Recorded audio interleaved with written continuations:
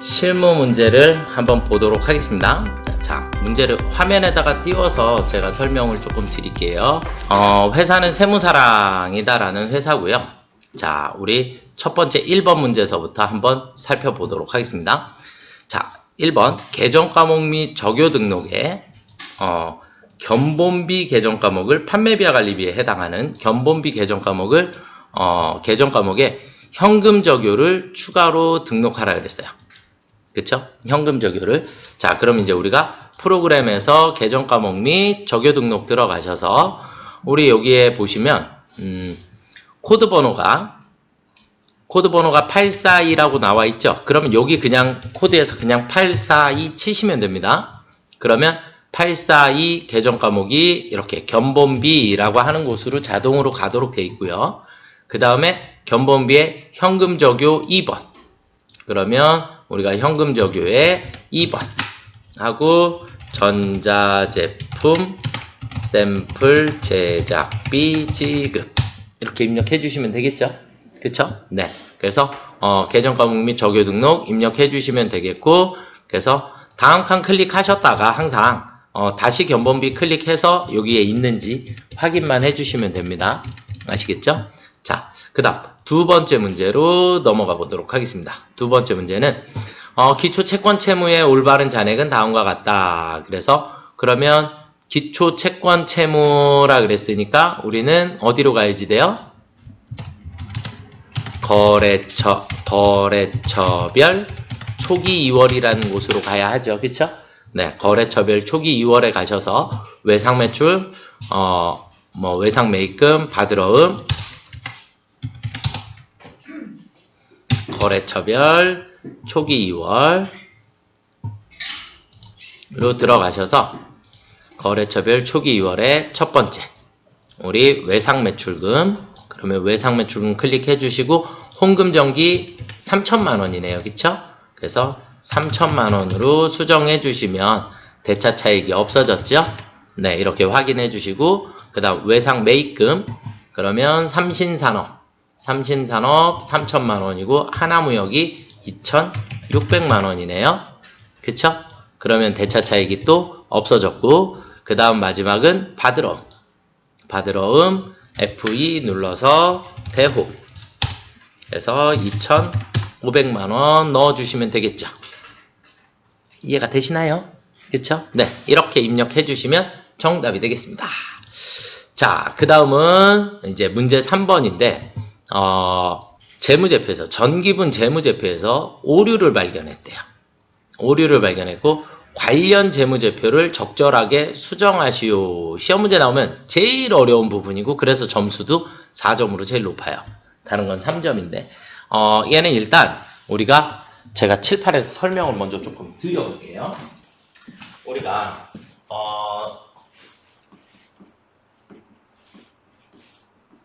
전기분 재무제표는 서로 연결이 되어 있어요. 서로 연결이 되어 있고 순서는 다 일단 전부 다 전기분이에요. 아시겠죠? 전기분에서 입력해 주셔야 되고 제일 첫 번째는 전기분 원가명세서 그리고 난 다음에 전기분 손익계산서, 그 다음에 전기분 잉여금 처분 계산서, 그리고 전기분 재무상태표.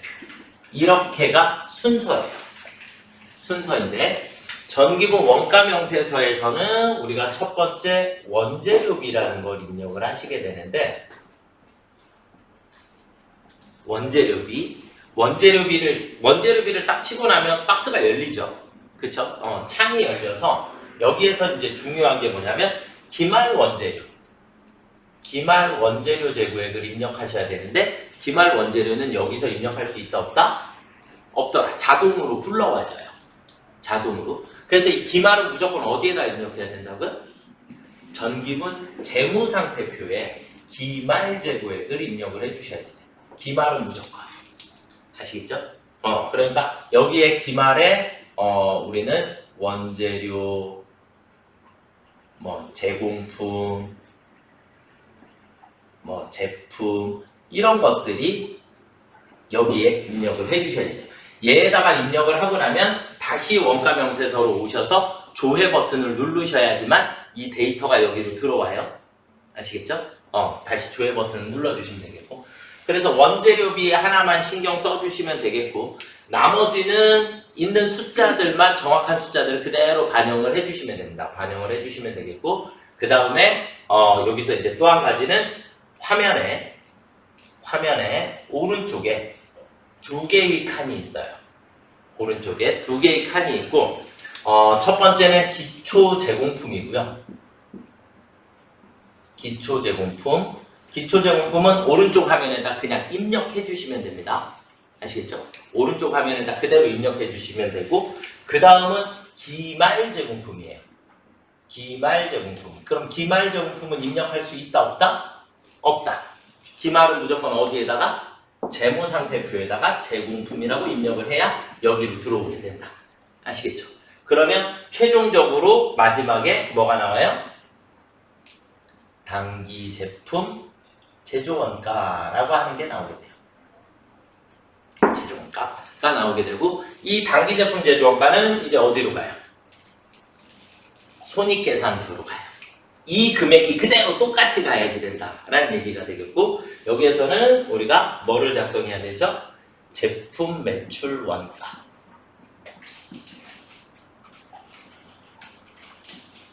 제품 매출 원가를 하게 되면 여기에도 또 칸이 하나가 열리게 돼요. 열리게 되고, 여기에 당기 제품 제조 원가가 그대로, 여기 있는 금액이 그대로 여기에 당기 제품 제조 원가가 들어오게 돼요.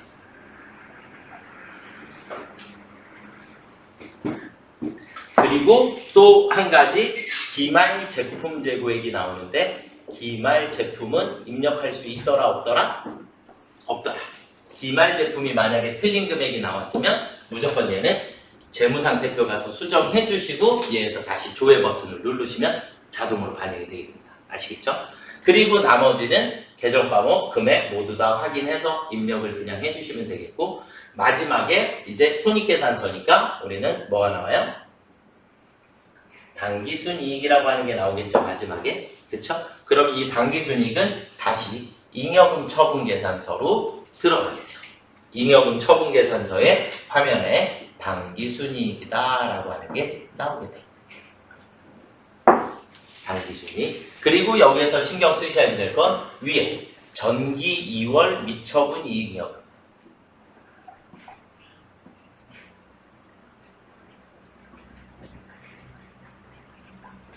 그 금액을 입력해 주셔야 되고, 지금 여기에 있는 건 당기순이익, 여기 있는 금액이 여기로 들어갔고, 미처분 이익여금 금액이 있으면 얘는 여러분들이 직접 입력을 해주시면 되겠고, 얘는 화면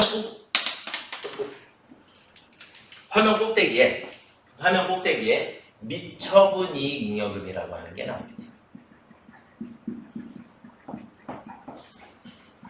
미처분 이익잉여금이라는 금액이 나오게 되고, 여기에 있는 이 미처분 이익잉여금 금액이 그대로 재무상태로 이동을 해서 재무상태표에 뭐라고 기록해야 되죠?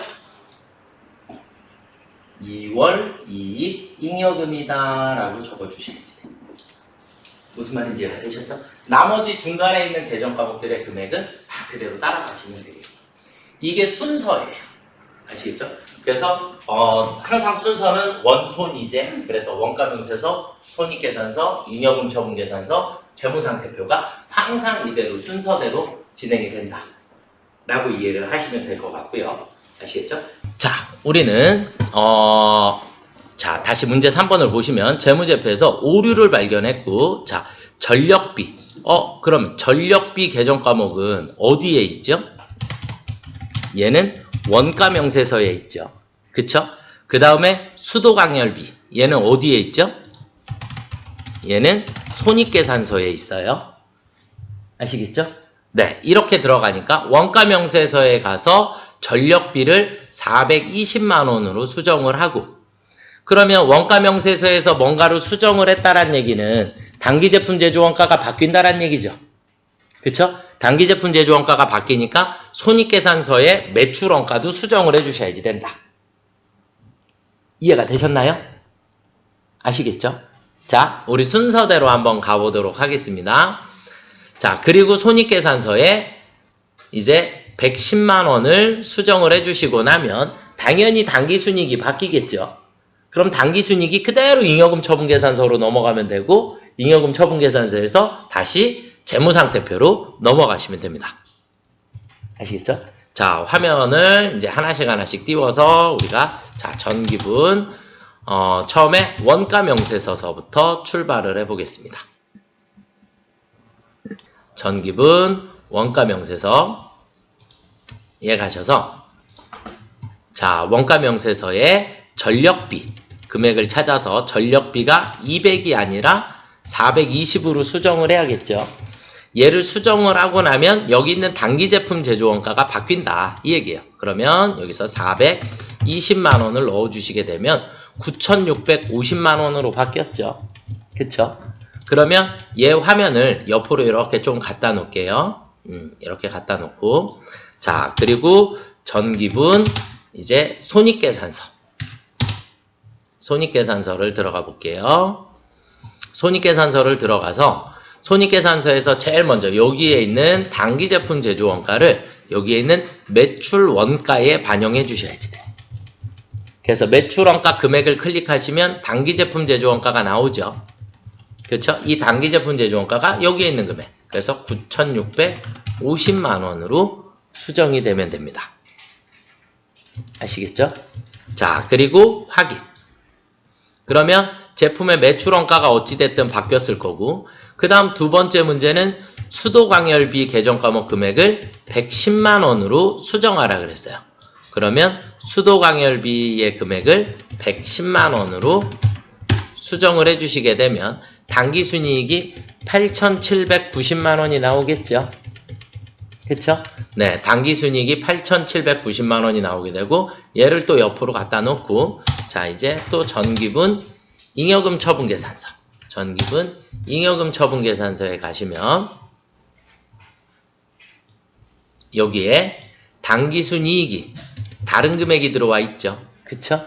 그래서 당기순이익 금액을 8,790만 원으로 수정을 해주시고 나면 마지막 여기에 있는 미처분이익잉여금이 바뀐 거예요.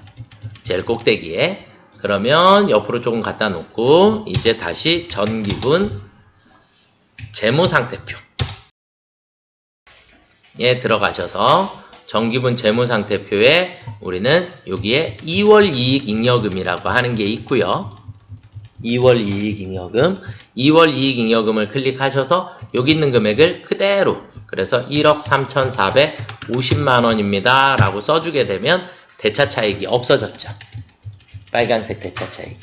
여기까지 가시면 정답입니다. 무슨 말인지 이해가 되셨나요?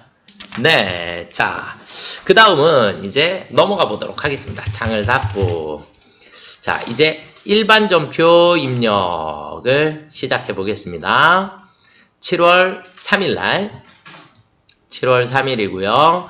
사무실 사용하기 위하여 임대차 계약을 체결하고 보증금 600만원 중 계약금 60만원을 보통예금 계좌에서 이체 지급하였다. 잔금은 다음 달에 지급하기로 하였다. 그러면 지금은 보증금을 지급한 게 아니라 뭐만? 계약금만 보통예금 계좌에서 이체 지급한 거죠. 맞나요? 네. 자, 그러면 일반전표에 가셔서 자, 일반전표에 07월 03일날 일단 대변에 보통예금이 60만원만큼 빠져나갔나요? 그쵸? 네. 차변에 우리는 계약금 지급했으니까 뭐라고 해놔야 돼요? 선급금이라고 해주시면 될까요?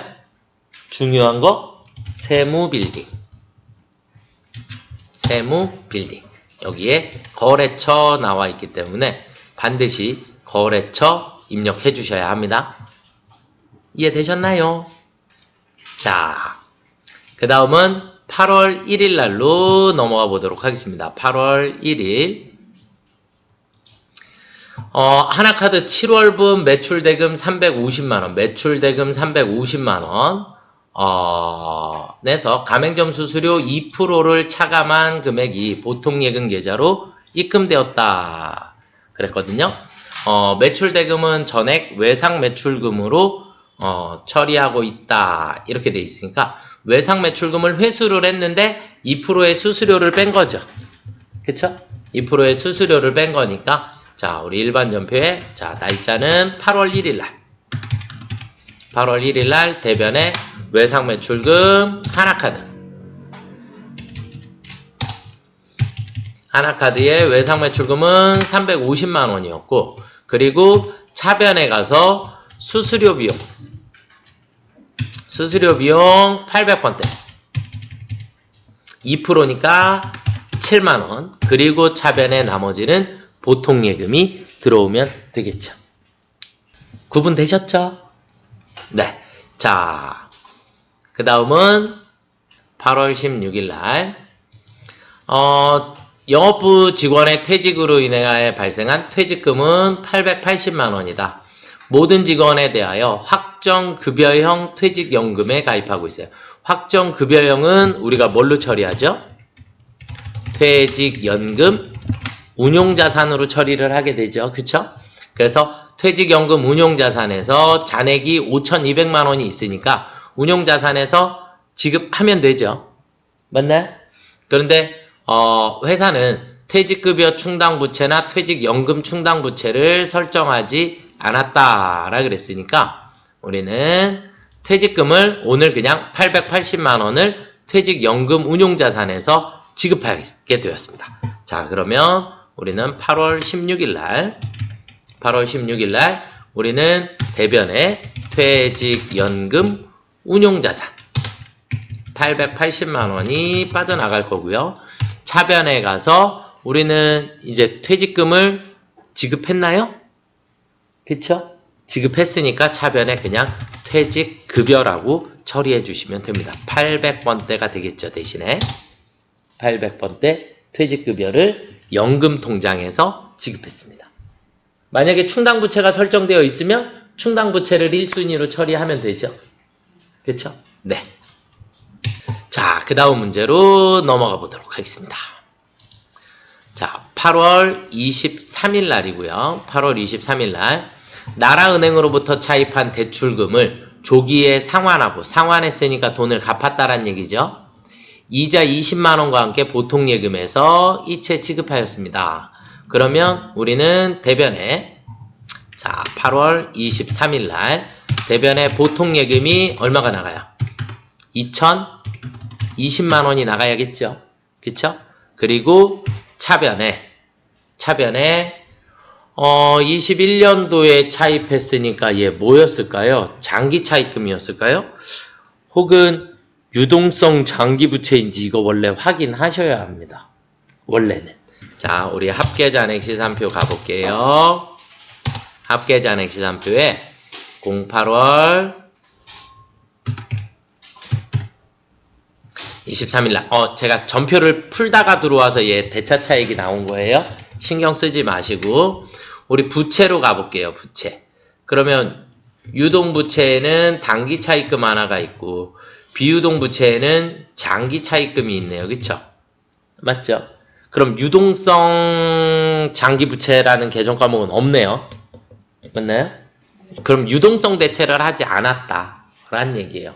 왜냐면 자 우리가 21년에 대출을 받았을 때는 3년 만기니까 그쵸? 4년 만기인가? 21년 1월이니까 거의 4년인가 보네요. 그쵸? 4년짜리인데 그러면 장기 차입금이라고 해놨을 거예요. 그런데 작년 기말에 우리는 내년에 갚아야 되니까 유동성 대체를 원래는 했어야 되는 거죠. 그쵸? 유동성 대체를 안 해놓은 상태예요. 그래서 지금은 그냥 장기 차입금이다 라고 처리를 하셔야 될 것 같습니다. 그래서 차변에 장기 차입금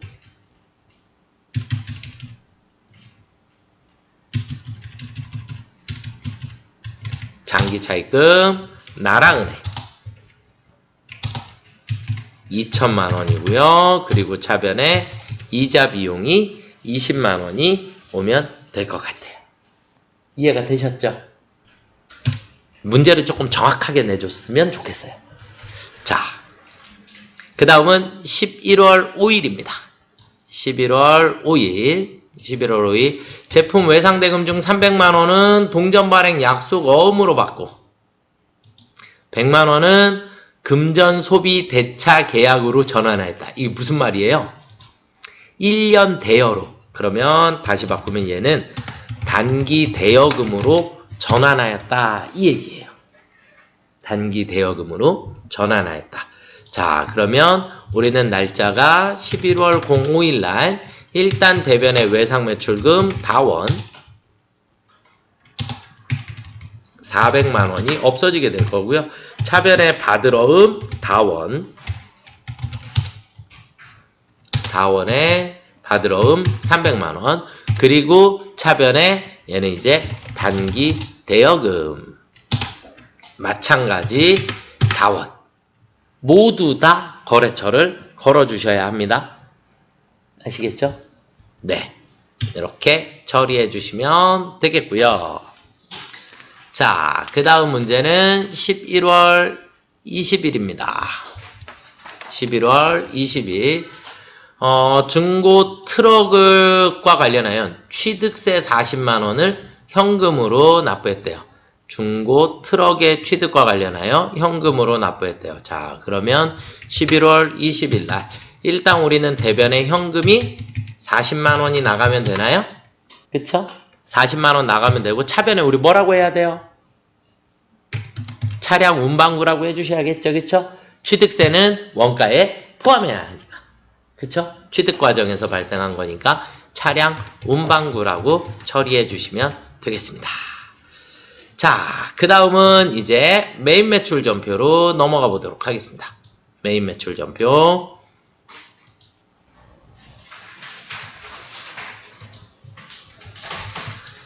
자, 우리는 8월 17일 거래이고요. 8월 17일 날 수출용 제품인 원재료를 뭐 했어요? 매입했어요. 그쵸? 원재료를 매입했다. 원재료를 매입하고 여기에 영세율 전자세금계산서를 발급받았습니다. 무슨 세율이요? 영세율. 됐죠? 그러면 영세 매입입니다 라고 처리해 주시면 되나요? 그쵸? 금액은 1,500만원이고요. 거래처는 직지상사. 직지상사 대금은 1,500만원만큼으로 처리를 해주시면 되겠습니다. 자, 그러면 날짜는 우리가 08월 17일 날 영세 매입이니까 52번이죠. 그쵸? 영세 매입 원재료 공급가액은 1,500, 거래처는 직지. 전자인가요? 네, 분계는 혼합. 그쵸? 분계는 혼합이고 원재료 1,500만원은 맞고요. 그리고 대변에 가서 1,000만원은 외상으로 하고 나머지는 어음으로 지급을 했죠? 그러면 대변의 외상 매입금은 1,000만원, 그리고 대변의 지급 어음이 500만원이 생기면 되겠죠? 이해가 되셨습니까요? 네, 여기까지 처리해 주시면 정답이 되겠고요. 자, 그 다음은 8월 28일 날 거래이고요. 8월 28일 날 제조부 직원, 제조부의 직원들한테 작업복을 100만원 외상으로 구입하고 종이세금계산서를 발급받았어요. 그러면 세금계산서 발급받은 매입거래인가요? 그쵸? 네, 8월 28일. 그러면 유형은 51번 과세매입입니다. 과세매입 작업복. 공급가액은 100만원에 10만원. 거래처는 이진. 그리고 종이세금계산서이기 때문에 전자 체크하시면 안 돼요. 아시겠죠? 전자 체크하시면 안 되고 외상으로 구입했기 때문에 분계는 혼합이다라고 해야죠. 원재료 아니니까. 맞나요? 네, 혼합입니다 라고 처리해 주시면 되겠고 우리는 차변의 원재료 대신에 511번 복리후생비라고 처리해 주시면 될까요? 네, 그리고 대변에 미지급금이라고 처리해 주시면 되겠죠? 이해되셨죠? 네, 자, 그 다음은 9월 15일 날로 가보도록 하겠습니다. 9월 15일 날 우리카센터에서 공장용 화물 트럭을 수리했어요. 공장용 화물 트럭 수리했고, 지출 증빙으로 현금 영수증을 받았대요. 이해되셨죠? 현금 영수증을 발급받았으니까 우리는 현금 과세 매입인가요? 그쵸? 네, 9월 15일 날, 09월 15일 날 현금 과세 매입이니까 61번 수리비. 공급가액은 얼마였어요? 24만 2천 원이라고 써주시면 알아서 나누어지겠죠? 그쵸? 알아서 나누어질 거고, 거래처는 우리카센터. 분계는 그냥 현금으로 처리하면 되죠? 현금 결제했으니까. 대신에 계정 과목은 뭐라고 써야 돼요? 차량 유지비 500번대인가요? 네, 공장용 화물차니까. 이해가 되셨죠? 네, 친절하게 문제의 답이 다 나온 것 같죠? 그쵸? 수리대금은 차량 유지비로 처리하라고까지 문제에서 다 주어져 있기 때문에 네, 그냥 공짜 문제인 것 같습니다. 9월 27일 날 거래로 가보도록 하겠습니다. 인사부가 사용할 직무 역량 강화용 책을 대한도서에서 구입하면서 전자계산서를 수취했습니다. 계산서는 하늘이 두 조각 나도 무조건 뭐라고요? 면세. 그쵸? 자, 그러면 9월 27일 날 우리는 면세 매입. 그리고 책을 샀고요. 공급가액은 우리 얼마였죠? 20만 원이었습니다. 20만 원. 그리고 거래처는 어디예요? 대한도서. 그래서 대한도서 전자고요. 대금 결제는 외상으로 했으니까 분계는 혼합입니다. 차변에 우리 뭐라고 해요? 도서인쇄비 몇 번대예요? 800번대. 그리고 대변에 미지급금이라고 해주시면 되겠죠? 이해가 되셨나요? 네. 그래서 미지급금으로 처리해 주시면 정답이 되겠습니다. 자, 그 다음은 9월 30일입니다. 9월 30일. 주식회사 세무렌트로부터 거래처 방문용으로 사용하는 승용차. 그런데 승용차인데 배기량이 2000cc인가요? 그쵸? 세금계산서가 나왔죠? 그쵸? 그러면 불공이죠. 승용차 1000cc 초과에 전자세금계산서 같이 나왔으니까 불공이고요. 친절하게 여기 임차료라고 눈에 보이시나요? 임차료에 대한 렌트료, 리스료, 우리 기본 계정 과목 무조건 임차료입니다. 아시겠죠? 그래서 임차료는 다음 달에 결제될 예정이니까 우리가 미지급금으로 처리해 주시면 될 것 같고요. 자, 그러면 9월 30일 불공입니다. 렌트료. 아이고. 공급가액은 70만 원이고요. 거래처는 세무렌트. 전자인가요? 불공제 사유는 F2 눌러서 비업무용 승용차 구입 및 유지 임차. 분계는 혼합. 그러면 우리는 임차료라고 처리를 하라 그랬고요. 800번대. 그리고 대변에 미지급금입니다. 이해되셨습니까요? 네.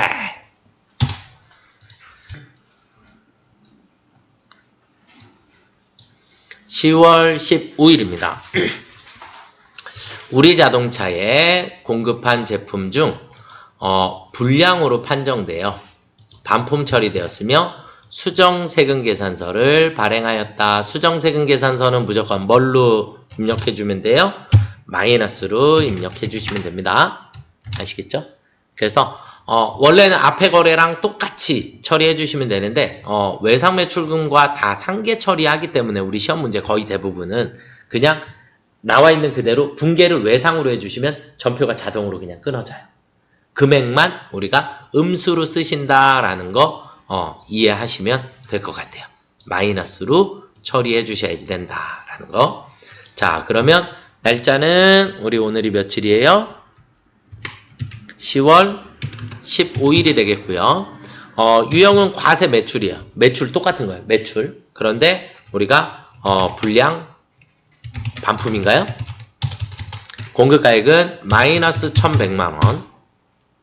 마이너스 1100만원. 아, 1000만원인가요? 아, 네. 마이너스 1000만원. 자, 거래처는 우리자동차. 그리고 전자고요. 분계는 그냥 외상이라고 끊어주시면 됩니다. 분계를 외상으로 끊어주시면 이렇게 아래에 제품 매출, 외상 매출금, 부가세가 모두 다 마이너스로 자동으로 처리가 됩니다. 아시겠죠?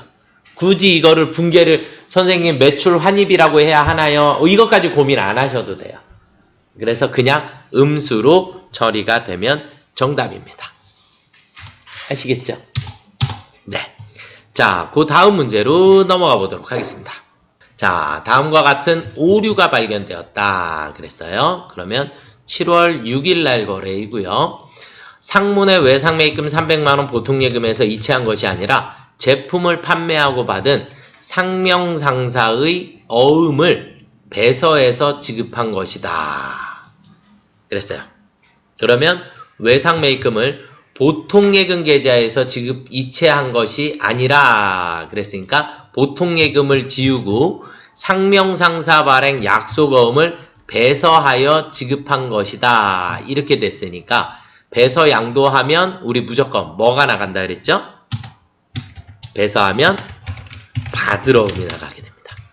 아시겠죠? 받으러움이 나가게 되고 거래처는 상명상사로 거래처 수정해 주시면 되겠고요.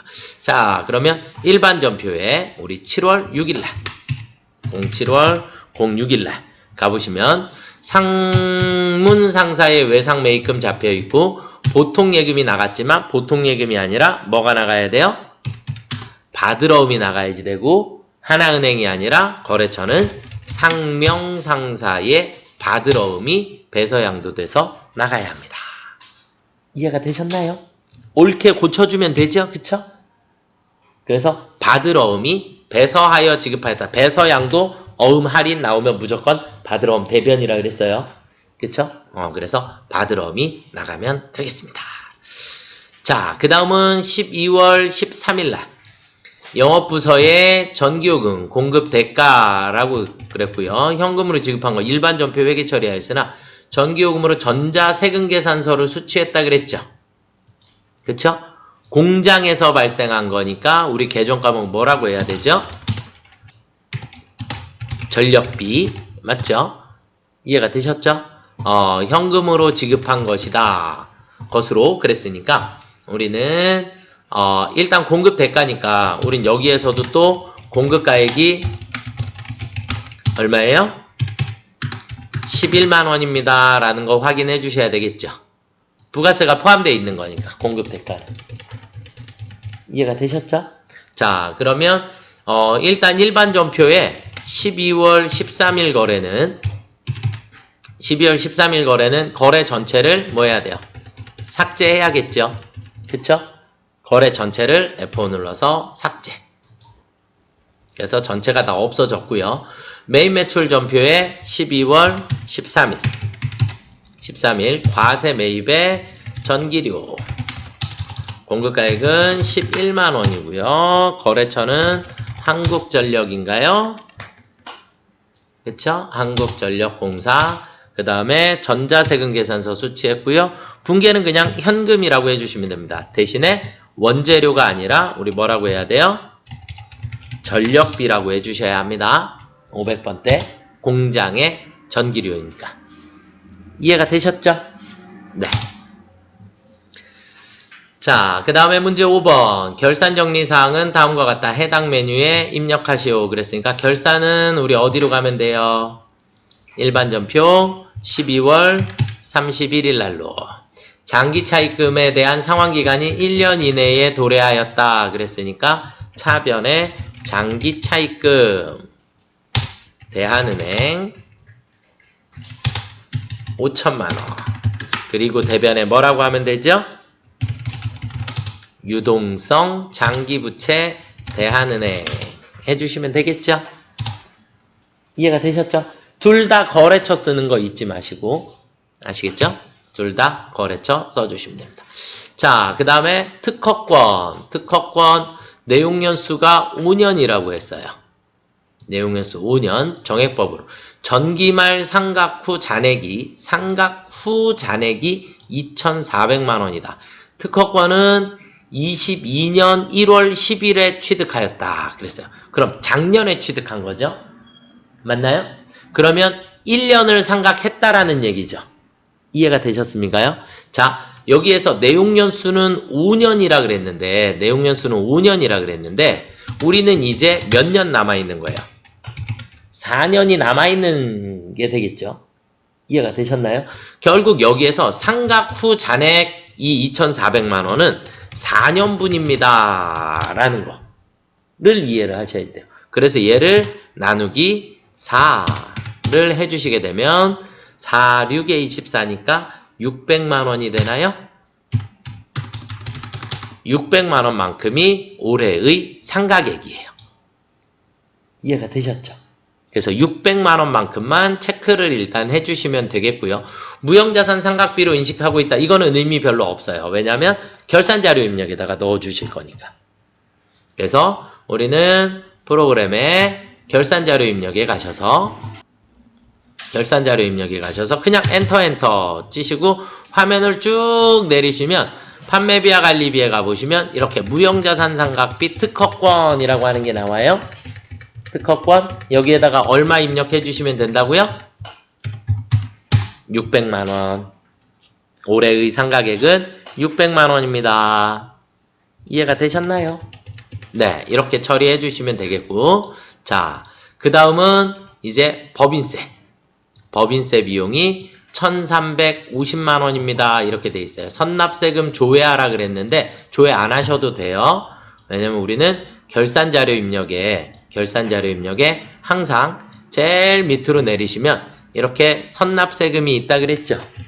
그래서 이 선납세금 그대로 옆에다가 680만 원 넣어주시고 1350이니까 얼마예요? 670만 원이 더 필요한가요? 그쵸?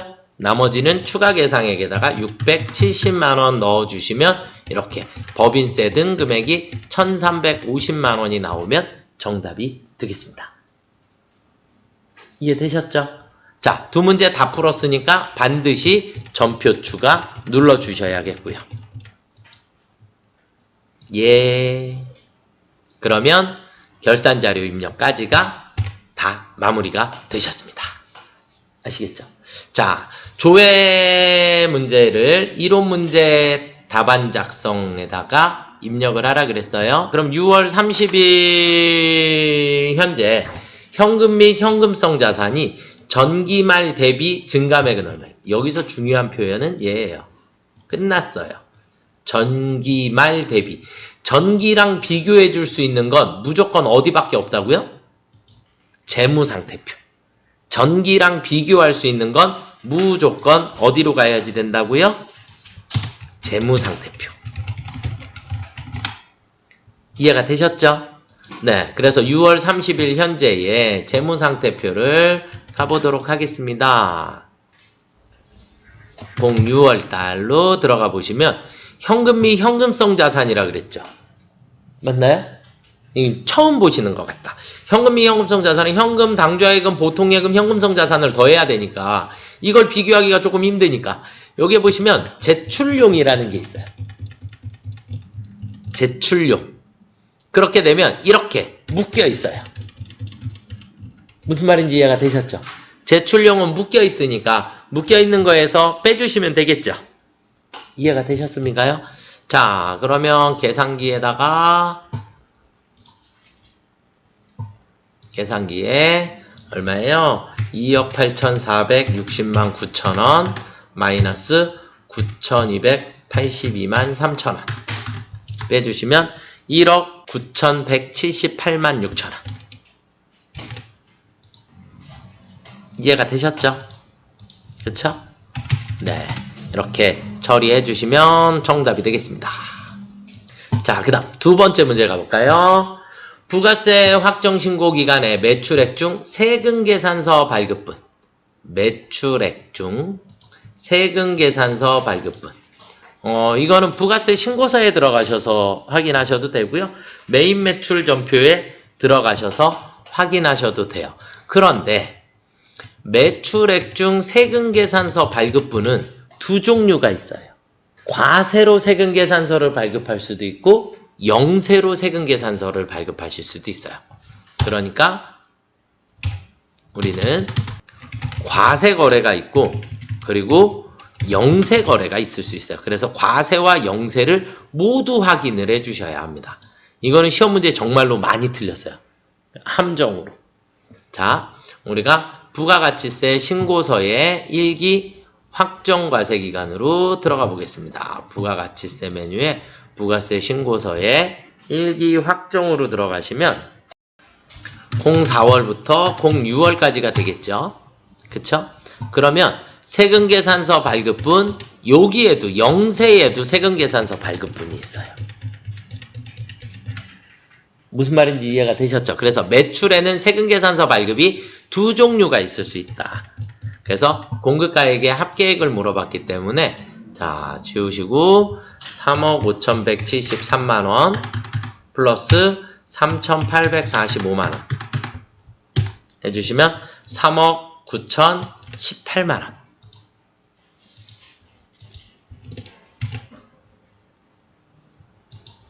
그래서 3억 9,018만원만큼이 정답이 되겠습니다. 이해가 조금 되셨나요? 네, 실제 시험장에서 많이 틀리고 나왔어요. 과세 매출만 해갖고. 그래서 영세도 있고 과세도 있더라. 두 가지가 있더라. 이렇게 보시면 되겠고, 지혜 상사에 대한 외상매입금 결제액은 그랬어요. 이것도 또 많이 틀리셨어요. 지혜 상사 나왔으니까 무조건 어디 가요? 거래처 원장. 그쵸? 중요한 건 외상대금 결제액. 외상매입금 결제니까 차변을 봐야지 돼요? 대변을 봐야지 돼요? 외상매입금 결제액이란 얘기는 차변을 조회하셔야지 돼요. 외상매입금이란 자체는 원래 대변이 증가니까 결제된 거라 그랬으니까 결제액은 차변을 보셔야 합니다. 그래서 우리는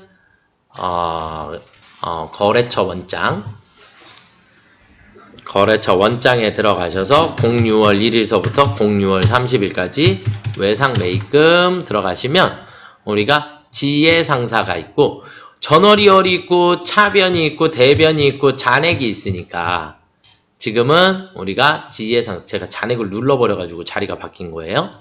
지혜상사의 차변 금액을 보셔야 하니까 4천만 원이 정답입니다. 4천만 원이 정답이 되겠습니다. 이해가 되셨죠? 어렵죠? 네.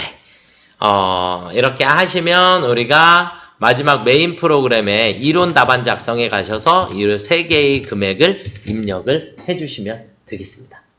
아시겠죠? 네. 창들을 다 닫아야 실행이 됩니다. 아시겠죠? 네. 여기까지 107회 설명을 마쳐드렸습니다. 수고하셨습니다.